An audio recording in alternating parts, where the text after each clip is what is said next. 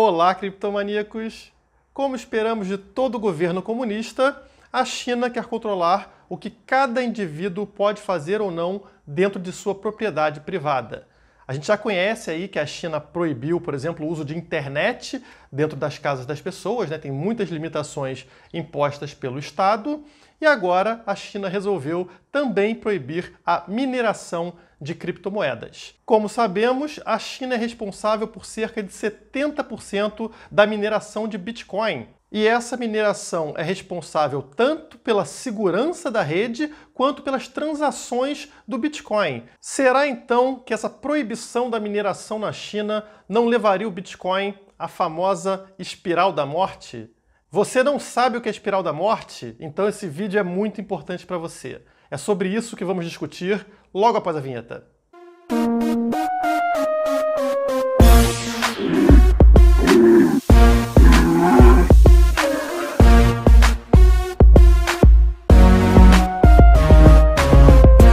Primeiramente, vamos entender o que é a espiral da morte.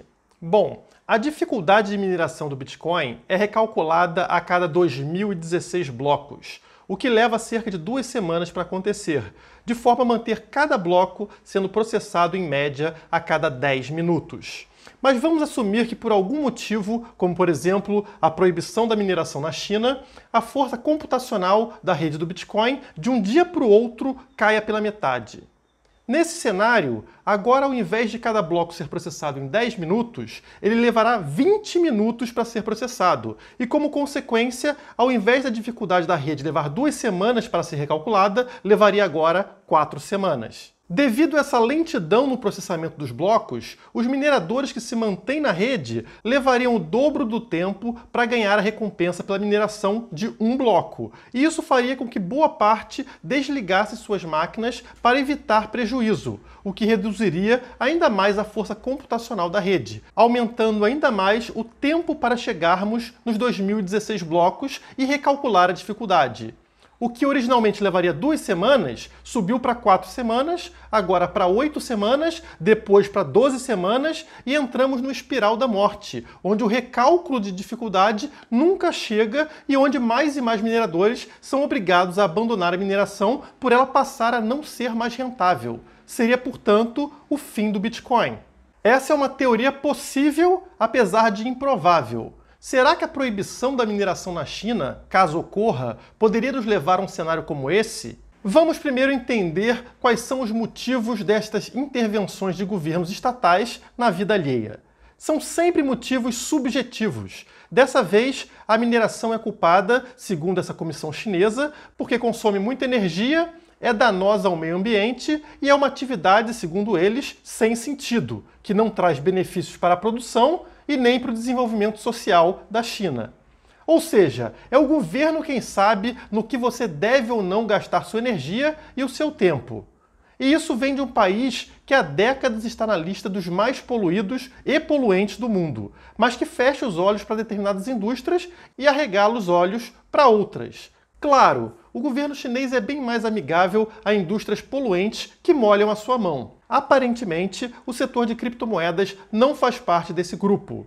Ainda em setembro de 2017, a China baniu os ICOs, a oferta de novas criptomoedas no mercado. Na sequência, o banimento atingiu também as exchanges de criptomoedas. Atualmente, a população chinesa até pode possuir criptomoedas, mas são proibidos de comercializá-las, pelo menos por meios que o governo consiga enxergar.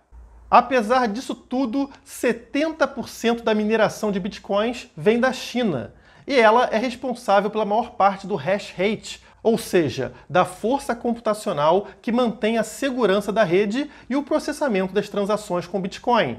O que atraiu todas essas empresas de mineração para a China foi a energia elétrica barata e a imensa quantidade de terrenos disponíveis, o que torna barato comprar ou alugar um terreno em determinadas províncias chinesas. Como seria de se esperar, o mercado é atraído por menores custos e as mineradoras chegaram até a China. A solução para os excessos seria simplesmente deixar o mercado agir. O aumento da demanda por energia elétrica e por terrenos na China naturalmente elevaria o preço destes dois ativos. e pouco a pouco a China se tornaria menos interessante para essas indústrias, que buscariam outros locais ou desenvolveriam tecnologias de menor consumo de espaço e de energia. Existiria um incentivo para o desenvolvimento, mas na hora que o governo chinês interfere nos preços, ele impede que essa correção natural ocorra. A atitude do governo chinês traz incerteza para a indústria local, não somente para os mineradores e seus funcionários, mas também para toda uma cadeia de indústrias que suportam a atividade de mineração. O que será das indústrias que produzem placas de vídeo, rigs de mineração, construção de galpões e etc.? Todas essas indústrias serão afetadas, pessoas serão demitidas e quem perde no fim será somente a China e os chineses. Inicialmente, mineradores de outros países seriam muito beneficiados. A dificuldade de mineração cairia de um dia para o outro e teriam à disposição uma enorme quantidade de equipamento de mineração a preço de banana para comprar no mercado. Empresas que hoje migram para a China, levando investimento, empregos e tecnologia, serão obrigadas a levar tudo isso para outros países. São os chineses os maiores perdedores. E quanto ao Bitcoin e outras criptomoedas? Bem, o impacto dependeria de como essa proibição vai acontecer. O normal seria que a fiscalização chinesa fosse incapaz de controlar a mineração de forma eficiente em todo o seu território, e que a redução da mineração no país ocorresse de forma bem gradual, primeiramente afetando somente as gigantes conhecidas mundialmente e alvo fácil do Estado, como a Bitmain, por exemplo. Continuaríamos com boa parte das mineradoras operando por baixo dos panos nesse início, e uma redução gradual da força computacional não causaria grandes danos. A dificuldade de mineração do Bitcoin é recalculada a cada 2016 blocos, como eu falei, o que geralmente leva 2 semanas para acontecer quando se tem uma força computacional estável na rede. Uma redução gradual dessa força computacional elevaria esse período de 2 semanas em alguns dias. As transações ficariam um pouco mais lentas e mais caras nesse período, mas nada além disso. Em breve, a dificuldade de mineração seria reduzida e tudo voltaria ao normal. Agora, se de uma hora para outra todas as mineradoras chinesas desaparecessem, passaríamos por meses de sufoco. As 2 semanas geralmente necessárias para processamento dos 2016 blocos subiriam para meses. E durante todo esse período teremos uma lentidão absurda e taxas altíssimas na rede do Bitcoin. Mas depois desse período, tudo voltaria ao normal. Não entraríamos em espiral da morte porque a saída de mineradores da rede gera incentivo para que os outros se mantenham. Sim, eles vão demorar mais tempo para minerar um bloco, mas a chance deles terem sucesso em minerar um bloco sobe absurdamente quando existem menos mineradores concorrendo com eles. Com o mesmo investimento em poder computacional, ele consegue minerar um número bem maior de blocos agora. E isso é um baita incentivo para ele se manter minerando. Mesmo na eventualidade de um processo de espiral da morte ocorrer, nada impediria da rede do Bitcoin propor uma alteração no algoritmo, reduzindo o reajuste de dificuldade da rede dos 2016 blocos atuais para algo muito menor, o que corrigiria o problema. A gente viu isso acontecer com o Bitcoin Cash, por exemplo, e o problema foi resolvido. Mas, na minha opinião, nada disso vai realmente acontecer. O que a China está fazendo é desencorajando que novas mineradoras atuem no país e não vai efetivamente banir mineradoras atuais. De qualquer forma, só a ameaça já é suficiente para tornar a China um local pouco atrativo para a mineração de criptomoedas, mesmo com baixo custo de eletricidade. Essa situação nos faz pensar sobre a importância de criptomoedas estarem optando pelo Proof of Stake ao invés do Proof of Work. Eletricidade pode ser controlada pelo Estado e esses ameaçam a mineração, necessária para manter a segurança e as transações de criptomoedas que utilizam o Proof of Work.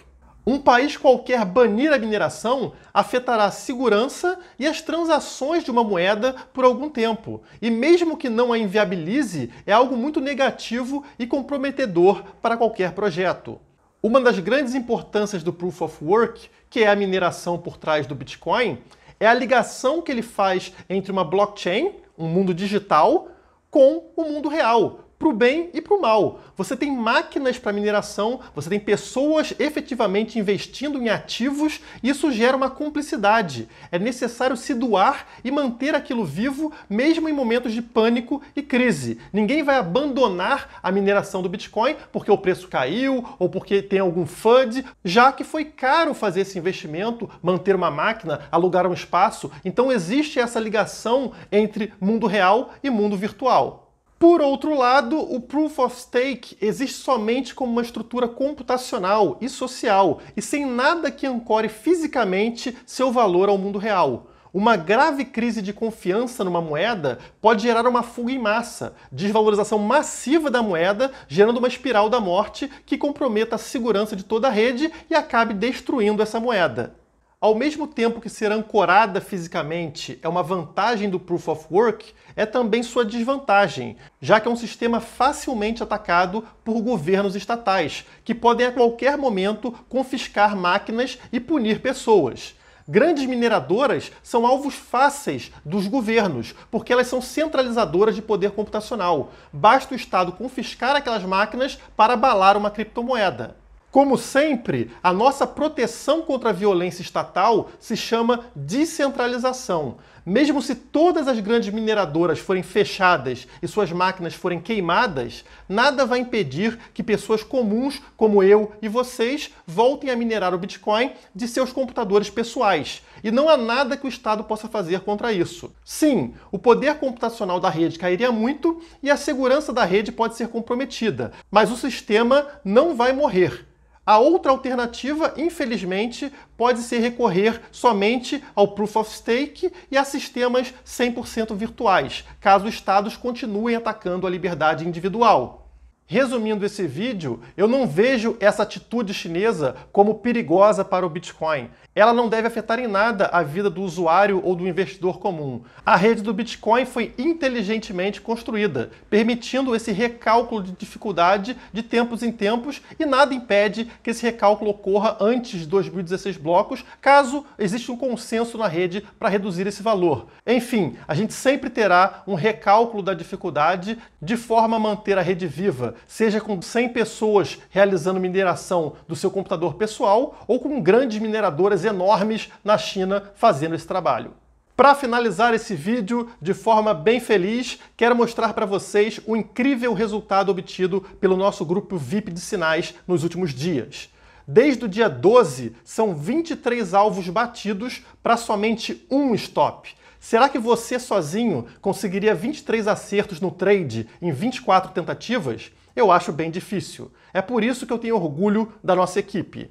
E se você quiser fazer parte do nosso time VIP de criptomaníacos e aproveitar também sinais como esse, acesse agora www.criptomaníacos.io. E para todos vocês que já são assinantes da Criptomaníacos, né, clientes VIP da Criptomaníacos, meu muito obrigado, e eu espero que outras pessoas possam também usufruir de todos os serviços que nós oferecemos na plataforma. Muito obrigado e até a próxima. Se inscreva no canal, deixe o seu like e entre nas redes sociais do Criptomaníacos.